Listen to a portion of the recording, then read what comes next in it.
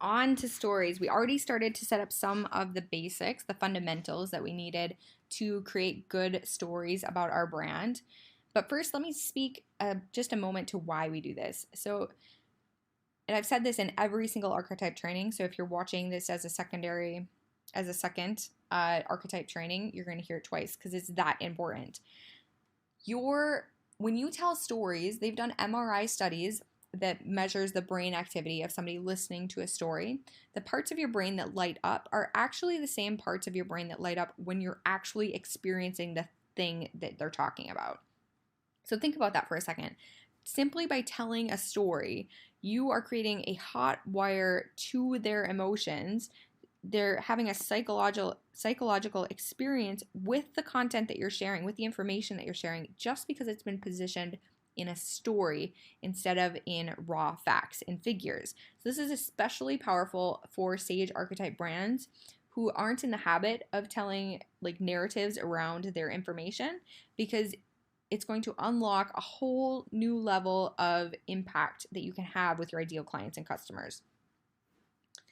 So again, the key here, similar to when we were looking at characters and big brands to take inspiration from, we don't want to just tell any old story. We want the story to have the emotional impact that's specific to the Sage archetype. And we want to tell a story that aids the understanding of our brand, not takes away or contradicts what we're all about. So here are stories that work specifically for Sage. You could tell a story about, one other thing. You don't have to be the subject of all of your stories. You can tell a story about a TV character or your favorite movie, or you could tell a story about one of your clients or customers, or about an idea or somebody from history. It doesn't always have to be about you, but just for ease of understanding, I'm positioning my phrasing that way. So tell us a story about something that you learned that changed your beliefs. So something that fundamentally shook up your world, that you had to change the way that you acted because you now had a new understanding of the truth. Being hurt in the past by some concealment of the truth is especially on archetype for you, and how that resulted in an increased understanding of the world or benefited you in some way. The moment of truth, an epiphany moment that clears up confusion, gives clarity into how the world works, is really a powerful story structure for you. You can also tell a classic mystery story. So something where you had a riddle or some complex question and you had to decode clues and solve the problem. Tell us a story about a time when you were wrong. You had to battle your ego about being right, swallow your pride to accept the truth of something.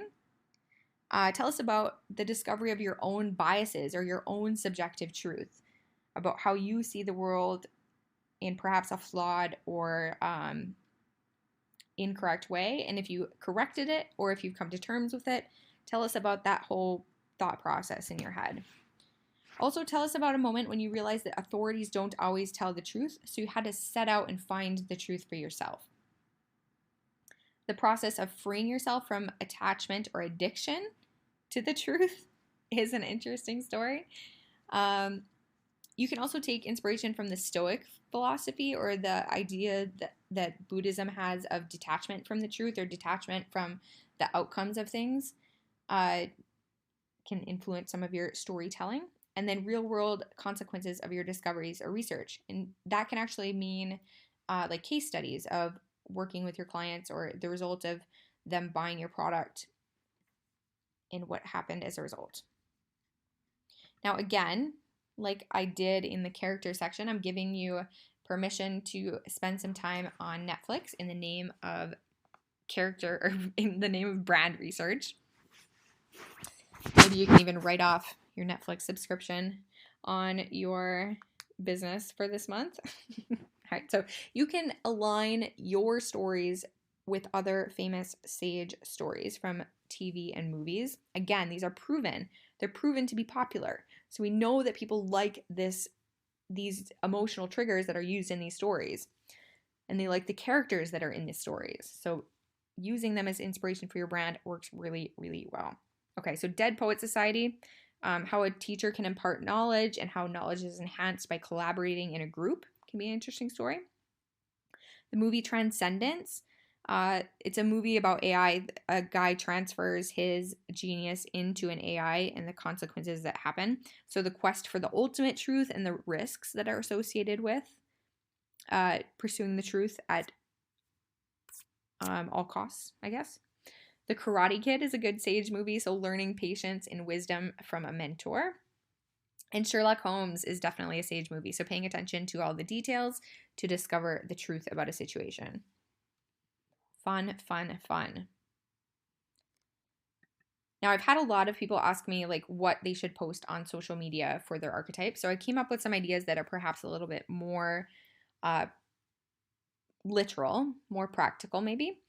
So things like infographics, graphs, diagrams, and charts are really on brand for you. We saw that a lot in a lot of the inspiration brands.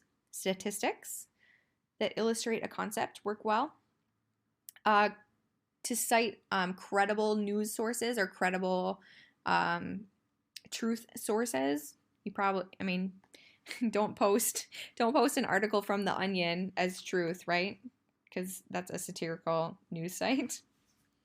Lists of items works really well for you because it's very orderly and speaks to what's going on inside of your head. Why articles that explain the theory behind big concepts works really well for you.